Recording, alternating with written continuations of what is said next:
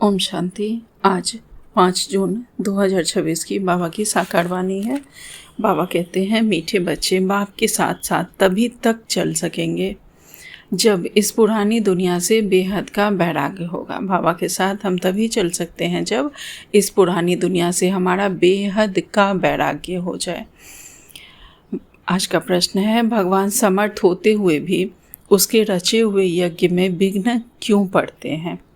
बाबा कहते हैं बाबा उत्तर में कहते हैं, क्योंकि रावण भगवान से भी तीखा है। जरूर जब उसका राज्य छीना जाएगा तो विघ्न डालेगा ही।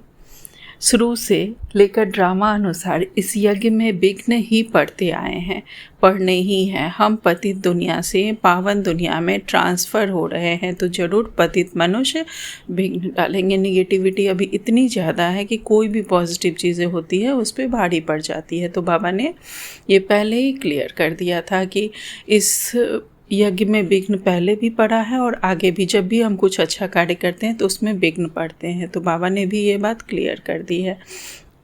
अब हम इस पतित दुनिया से पावन दुनिया में ट्रांसफ़र हो रहे हैं तो पतित मनुष्य विघ्न डालेंगे ही। आपस में भी हम लोग देखते हैं कि जो लौकिक वाले होते हैं वो लोग कितने विघ्न डालते हैं। आज का गीत है, ओ दूर के मुसाफिर। ओम शांति। मीठे मीठे रूहानी बच्चों ने गीत की लाइन सुनी। जैसे वेद शास्त्र आदि भक्ति मार्ग का रास्ता बताते हैं, वैसे गीत भी थोड़ा रास्ता बताते हैं। वह तो खुद समझते नहीं। शास्त्रों की कथाएं आदि सुनना वह जैसे है कर्ण रस। अब बच्चे जानते हैं दूर देश का मुसाफिर किसको कहा जाता है। आत्मा जानती है हम भी दूर के मुसाफिर हैं, हमारा घर शांति धाम है। मनुष्य इन बातों को नहीं समझे तो गोया कुछ नहीं समझे। बाप को न जानने से सृष्टि चक्र को कोई नहीं जानते हैं। जब परमात्मा को ही नहीं जानते तो सृष्टि चक्र कैसे फिरता है, कितने दिनों का है, ये भी कुछ नहीं जानते। यह आत्मा समझती है कि शिव बाबा कहते हैं, मैं टेम्परेरी जीव आत्मा बनता हूँ, अर्थात शरीर का आधार लेता हूँ। तुम अस्थाई जीवात्मा हो। मैं सिर्फ संगम पर ही टेम्परेरी जीव आत्मा हूँ, कुछ समय के लिए। सो भी तुम्हारे मुआफिक नहीं बनता। मैं इस जीव में प्रवेश करता हूँ अपना परिचय देने के लिए। ब्रह्मा बाबा में प्रवेश कर अपना परिचय देते हैं। नहीं तो तुमको परिचय कैसे मिले? परमात्मा का परिचय हमें कैसे मिले? अपना परिचय कैसे मिले?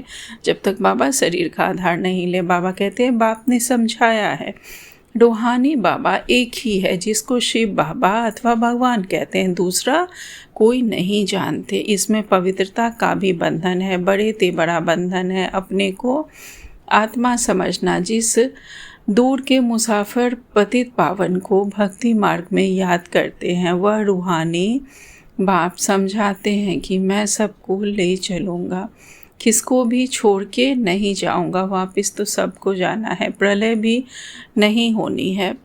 भारत खंड तो रहता ही है, भारत खंड का कभी विनाश नहीं होता है। सतयुग आदि में सिर्फ भारत खंड ही रहता है। कल्प के संगम पर जब आप आते हैं तो आदि सनातन देवी देवता धर्म स्थापन करना होता है, बाकी सब धर्म विनाश होने हैं। तुम भी आदि सनातन देवी देवता धर्म स्थापन करने में मदद कर रहे हो। तो गीत सुना, कहते हैं, बाबा हमको भी साथ ले चलो। बाप कहते हैं, ऐसे साथ कोई चल नहीं सके जब तक पुरानी दुनिया से वैराग्य ना आए। जब तक पुरानी दुनिया से वैराग्य नहीं हो तब तक कोई साथ नहीं चल सकता। नया मकान बनता है तो पुराने से दिल टूट जाती है। तुम भी जानते हो यह पुरानी दुनिया तो अब खत्म होनी है, अब नई दुनिया में चलना है। जब तक सतो प्रधान नहीं बनेंगे तब तक सतो प्रधान देवी देवता नहीं बन सकेंगे। इसलिए बाबा बार बार समझाते हैं, अपने को आत्मा समझ बाप को याद करते रहो। सद्गति करने वाला दूर का मुसाफिर एक ही आया हुआ है, उनको दुनिया नहीं जानती। सर्वव्यापी कह दिया है। अभी तुम बच्चे नंबरवार पुरुषार्थ अनुसार जानते हो कि हम शिव बाबा की संतान हैं।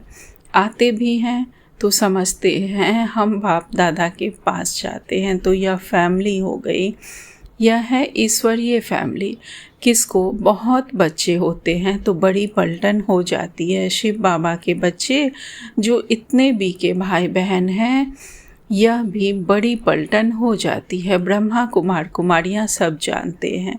हम बेहद के बाप से वर्षा लेते हैं। शास्त्रों में दिखाते हैं पांडवों और कौरवों ने खेल खेला, रजाई में दाव रखी। अब रजाई ना कौरवों की है ना पांडवों की है, ताज आदि कुछ भी नहीं है। दिखाते हैं उनको शहर निकाला मिला, हथियार आदि छिपा कर जाए रखा। यह सब है दंत कथाएं। ना पांडव राज्य है ना कौरव राज्य है, ना उन्हों की आपस में लड़ाई चली। लड़ाई राजाओं की लगती है, यह तो भाई भाई है।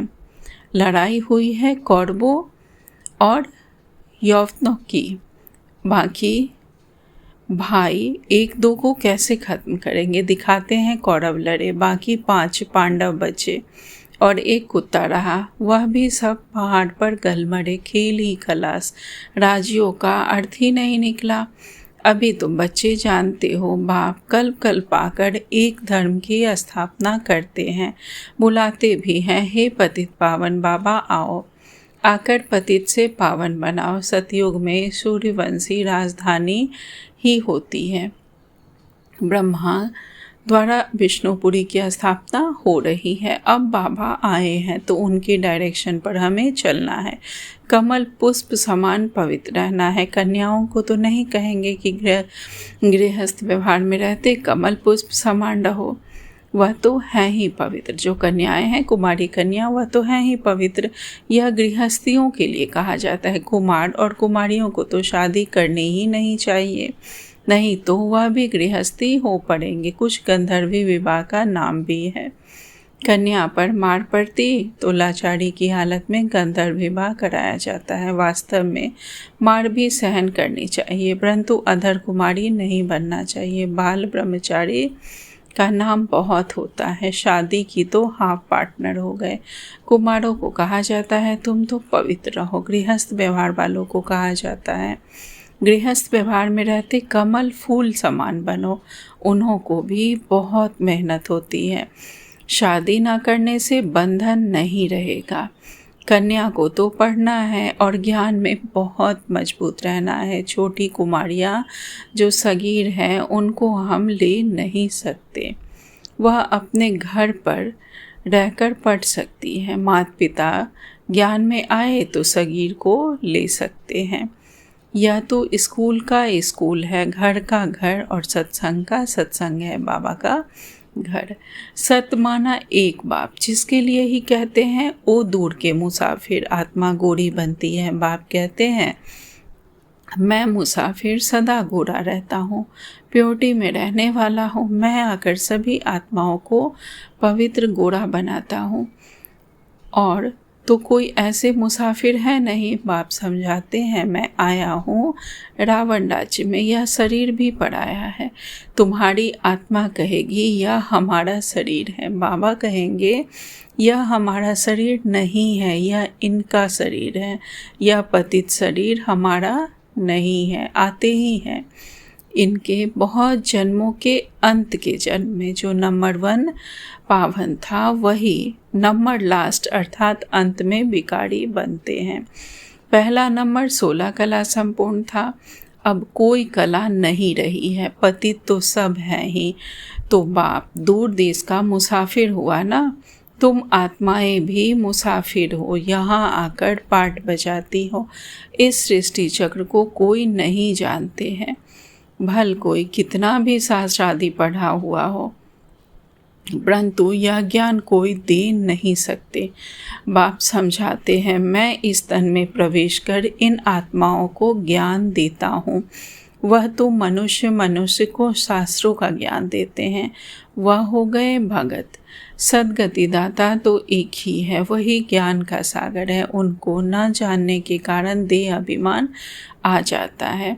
वह कोई यह तो समझाते नहीं हैं कि अपने को आत्मा समझ निश्चय करो। आत्मा पढ़ती है या कोई समझाते नहीं, कोई भी साधु सन्यासी नहीं समझाते, क्योंकि देह अभिमान है। अभी दूर का मुसाफिर तो शिव बाबा को ही कहेंगे, तुम जानते हो हम 84 का चक्र लगा चुके हैं। बाप कहते हैं 5000 वर्ष पहले भी समझाया था कि बच्चे तुम अपने जन्मों को नहीं जानते हो, मैं जानता हूँ। गीता में आटे में लून मिशल कुछ है, वही गीता का एपिसोड, वही महाभारत की लड़ाई, वही मन मना भव मध्या जीत भव का ज्ञान है।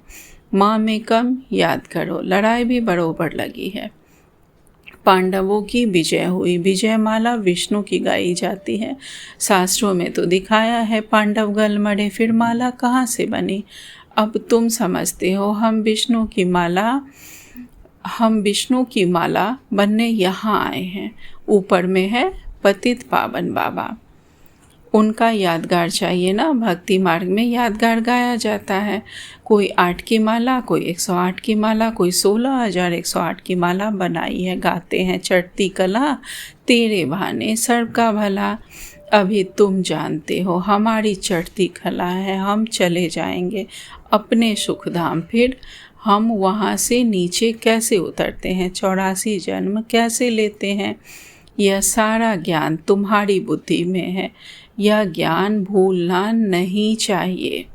हमारे सब दुख दूर करने, श्राप मिटाए, सुख का वर्षा देने बाबा आया है।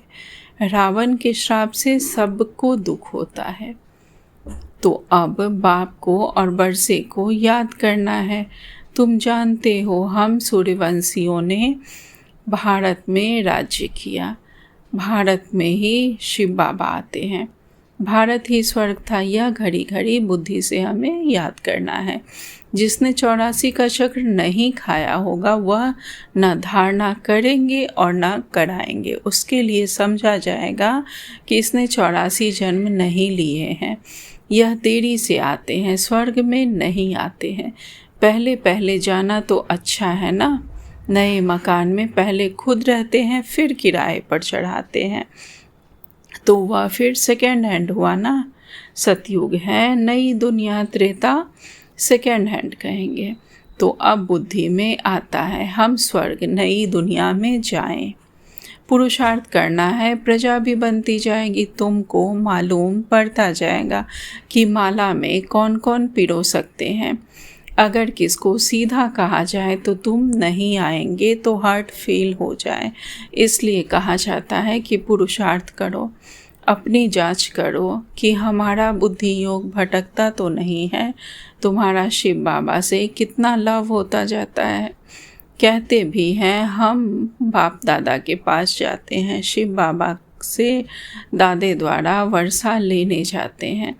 ऐसे बाप के पास तो कई बार जाए, परंतु गृहस्थ व्यवहार भी संभालना है।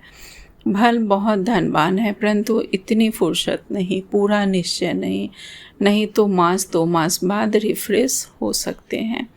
उनको घड़ी घड़ी कशिश होगी। सुई पर जंग चढ़ी हुई होती है तो चुंबक इतना खींचता नहीं है। जिनका पूरा योग होगा उनको झट कशिश होगी, भाग आएंगे। जिनकी कट उतरती जाएगी उतनी कशिश होगी। जितना हमारे ऊपर से जंग उतरता जाएगा आत्मा से, जितने हमारे विकर्म हल्के होते जाएंगे उतना बाबा की तरफ हम खींचते जाएंगे। बाबा कहते हैं हम चुंबक से मिले। गीत है, चाहे मारो चाहे कुछ भी करो, हम दर से कभी नहीं निकलेंगे।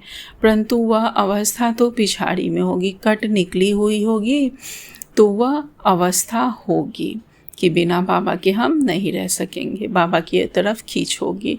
बाप कहते हैं हे आत्माएं, मन मना भाव रहो भल अपने गृहस्थ व्यवहार में। ऐसे नहीं कि यहाँ भागकर आए बैठ जाना है, सागर पास बादलों को आना है रिफ्रेश होने, फिर सर्विस पर जाना है। बंधन सब खलास हो तो सर्विस पर जा सके। माँ बाप को अपने बच्चों को संभालना है, बाप की याद में रहना है, पवित्र बनना है।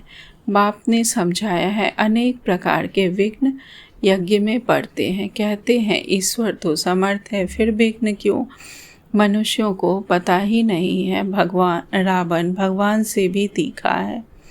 उनकी रजाई छीनी जाती है तो अनेक प्रकार के विघ्न पड़ते हैं। हर तरफ से कोशिश करता है कि उसके जो बच्चे हैं, जिन हम लोगों को जो उसने अपने सारे विकारों से फंसा के रखा था, वो कहीं उसे छोड़ कर न जाए। उसकी रजाई छीनी जाती है तो अनेक विघ्न वो डालता है। ड्रामा प्लान अनुसार फिर भी विघ्न पड़ेंगे। शुरुआत से लेकर पतितों के विघ्न पड़ते हैं। शास्त्रों में भी लिख दिया है। श्री कृष्ण को 16,108 पटरानियाँ थी। सर्प ने डसा, राम की सीता चुराई गई। अब रावण स्वर्ग में कहाँ से आए? झूठ तो बहुत है। कहते हैं विकार बिगड़ बच्चे कैसे होंगे, उनको पता ही नहीं। जो वर्षा लेने वाले होंगे वही आकर समझेंगे। तो इस ज्ञान यज्ञ में असुरों के विघ्न पड़ते हैं। पतित को असुर कहा जाता है ही रावण संप्रदाय। अभी तुम संगम पर हो। रावण राज्य से किनारा कर लिया है, फिर भी कुछ लैस आती है। यह बुद्धि में ज्ञान है कि हम जा रहे हैं, बैठे तो यहाँ ही हैं। बुद्धि में ज्ञान है, बैठे यहाँ हो, परंतु उनसे जैसे तुमको वैराग्य है। यह अच्छी दुनिया कब्रिस्तान बननी है। भिन्न भिन्न पॉइंट से समझाया जाता है, वास्तव में एक ही पॉइंट है, मन मना भाव। कितनों की चिट्ठियाँ आती हैं, बाबा हम बंधेली हैं, एक द्रौपदी तो नहीं है, हजारों हो जाएंगे। अभी तुम पतित दुनिया से पावन दुनिया में ट्रांसफ़र हो रहे हो। जो कल पहले फूल बने होंगे वही निकलेंगे। गार्डन ऑफ अल्लाह की यहाँ स्थापना होगी। कोई कोई तो ऐसे अच्छे अच्छे फूल होते हैं जो देखने से ही आराम आ जाता है। नाम ही है किंग ऑफ फ्लावर्स। 5 रोज़ से रखा हो तो भी खिला रहेगा, खुशबू फैलती रहेगी। गुलाब की 5 रोज़ भी रख दीजिए तो वो खिला रहता है और खुशबू फैलती रहती है। बाबा कहते हैं यहाँ भी जो बाप को याद करते हैं और याद दिलाते हैं, उनकी खुशबू फैलती जाती है। जो जितना बाबा के करीबी रहते हैं, बाबा को याद करते हैं, दूसरों को भी बाबा का ज्ञान सुनाते हैं, उनकी खुशबू फैलती जाती है चारों ओर। सदैव ऐसे बाबा के बच्चे खुश रहते हैं। ऐसे मीठे मीठे बच्चों को देख बाप हर्षित होते हैं। उन्हों के आगे बाप की ज्ञान डांस अच्छी होती है। बाबा कहते हैं बाबा के जो ऐसे बच्चे होते हैं उनको बाबा का ज्ञान भी अच्छे से समझ में आता है। अच्छा, मीठे मीठे शिखिलदेह बच्चों प्रति माता पिता बाप दादा का याद प्यार और गुड मॉर्निंग। रूहानी बाप की रूहानी बच्चों को नमस्ते। हम सब रूहानी बच्चों की रूहानी माता पिता बाप दादा को याद प्यार गुड मॉर्निंग और नमस्ते नमस्ते नमस्ते। शुक्रिया बाबा, आपका पद्मा पदम शुक्रिया। आज धारणा के लिए मुख्य सार में बाबा ने पहली पॉइंट कही है, ज्ञान और योग में मजबूत बनना है। अगर कोई बंधन नहीं है तो बंधनों में जानबूझकर फंसना नहीं है। अब कोई भी बंधनों में फंसना नहीं है, जानबूझकर बाल ब्रह्मचारी होकर रहना है। दूसरी पॉइंट, अभी हमारी चढ़ती कला है। बाबा हमारे सब दुख दूर करने, श्राप मिटाए, वर्षा देने आए हैं। बाप और वर्षे को याद कर अपार खुशी में रहना है। जांच करनी है कि हमारा बुद्धि योग कहाँ भटकेगा तो नहीं, हमारा बुद्धि योग कहीं इधर उधर भटक तो नहीं रहा है। सदा हमें चेक करते रहना है। आज बाबा ने हमें वरदान दिया है रूहानी सेवाधारी भाव। बाबा कहते हैं समाने और सामना करने की शक्ति द्वारा सेवा में सफलता प्राप्त करने वाले रूहानी सेवाधारी भाव। विस्तार में, रूहानी सेवाधारियों को सेवा के सिवाय कुछ भी सोचता नहीं। वे मनसा वाचा कर्मणा सर्विस से 1 सेकंड भी रेस्ट नहीं लेते, इसलिए बेस्ट बन जाते हैं। वे सेवाओं में सफलता प्राप्त करने के लिए सदा यही याद रखते हैं कि समाना और सामना करना यही हमारा निशाना है। वे अपने पुराने संस्कारों को समाते हैं और सामना माया से करते हैं, ना कि दैवी परिवार से। सामना माया से रावण का करते हैं, ना कि अपने दैवी ब्राह्मण परिवारों का, और समाते हैं अपने पुराने संस्कारों को। बाबा कहते ऐसे बच्चे जो नॉलेजफुल के साथ साथ पावरफुल भी हैं, उन्हें ही कहा जाता है रूहानी सेवाधारी। स्लोगन, छोटी बात को बड़ा नहीं करो, वातावरण को शक्तिशाली बनाओ। छोटी किसी भी छोटी बात को बड़ा नहीं करना है, बड़ी बात को छोटा करना है, किसी भी छोटी मोटी बात को तिल का ताड़ नहीं बनाना है। जब हम कोई भी बात को छोटा करते हैं वही बिंदु बन बिंदु बाबा में समा जाते हैं, तो वातावरण शक्तिशाली बनता जाता है। और व्यक्ति सारे इस महीने की थीम सदा हर्षित रहने के लिए अपनी नेचर को सरल सहनशील बनाओ। विस्तार में दुनिया में लोग जिंदा होते भी नाउम्मीदी की चिता पर बैठे हुए हैं, कोई उम्मीद नहीं है उन्हें। ऐसी आत्माओं को मर्जीवा बनाओ। जैसे बाबा कहते हैं नए जीवन का दान दो, ऐसी आत्माओं को मर्जीवा बनाओ और नए जीवन का दान दो। अपने खुशनसीब हर्षित मुख चेहरे द्वारा उन्हें मानव जीवन में जीना सिखाओ। हम अपने खुशनसीब हर्षित मुख चेहरे द्वारा उन्हें उन मानव जीवन को हमें जीना सिखाना है। आपको देखकर उनमें हिम्मत, उमंग, उत्साह आ जाए, इसके लिए अपनी नेचर को सरल बनाओ। बहुतों के आसपास जब हम बैठते हैं तो देखेंगे कि लोगों को स्वतः ही शांति का, सुख का अनुभव होता है, अच्छा उन्हें फील होता है। तो बाबा कहते हैं आपको देखकर उनमें हिम्मत और उमंग, उत्साह आ जाए, इसके लिए अपनी नेचर को सरल, ईजी बनाओ और सदा कमल समान स्थिति के आसन पर डबल लाइट स्थिति में स्थित रहो। कमल पुष्प के समान उपराम स्थिति के आसन पर हमें डबल लाइट स्थिति में स्थित होकर रहना है। अच्छा, ओम शांति। शुक्रिया बाबा।